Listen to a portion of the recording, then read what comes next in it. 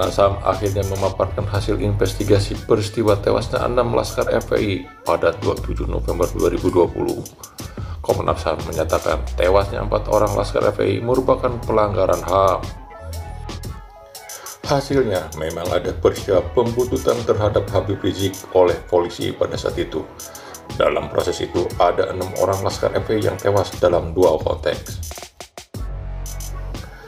Terdapat 6 orang meninggal dunia dalam 2 konteks peristiwa yang berbeda, kata Komisioner Komnas HAM Khairul Anam dalam jumpa persnya pada hari Jumat 8 bulan 1 2021. Konteks yang pertama terjadi di Jalan Internasional Karawang hingga diduga mencapai kilometer 48 tol Cikampek. 2 orang laskar FPI tewas dalam momen peristiwa ini. Konteks peristiwa yang kedua terjadi setelah kilometer 50 tol Cikampek. Sebanyak 4 orang laskar FPI yang masih hidup dibawa oleh polisi dan kemudian ditemukan tewas. Sedangkan terkait peristiwa kilometer 50 ke atas, terdapat 4 orang yang masih hidup dalam penguasaan petugas resmi negara yang kemudian ditemukan tewas sehingga peristiwa tersebut merupakan bentuk pelanggaran HAM, kata Khairul Anam.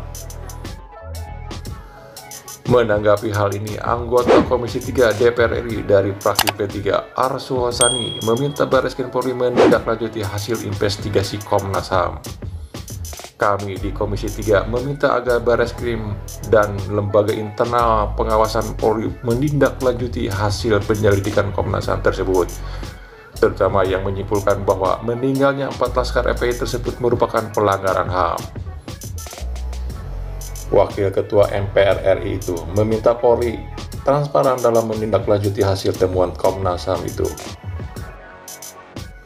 Terlebih menurut Arsul, Kabareskrim Polri, Komjen Listio Sigit Prabowo sudah berkomitmen mengungkap kasus penembakan 6 laskar FPI secara transparan.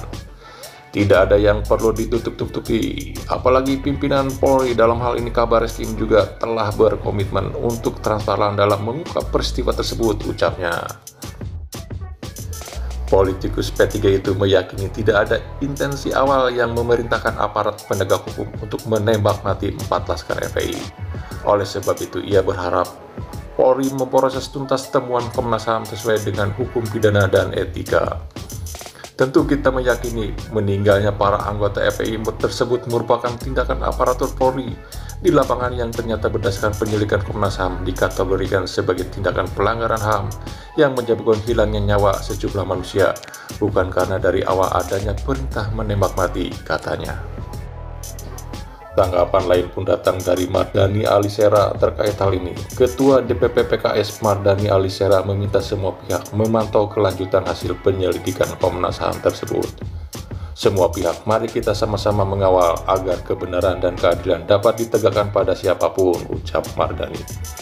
Menurutnya, Kapolri Jenderal Idam Aziz harus melakukan tindakan kepada anggotanya yang diduga telah melanggar HAM, seperti yang dikatakan Komnas HAM. Kepolisian perlu menjadikan hasil Komnas HAM ini untuk melakukan penyelidikan lanjutan, tutur Mardhani. Di sisi lain, Mardhani mengapresiasi Komnas HAM yang bekerja independen dalam mengungkap insiden jalan tol Jakarta Cikampek yang menewaskan 6 laskar FPI akibat tertembak polisi.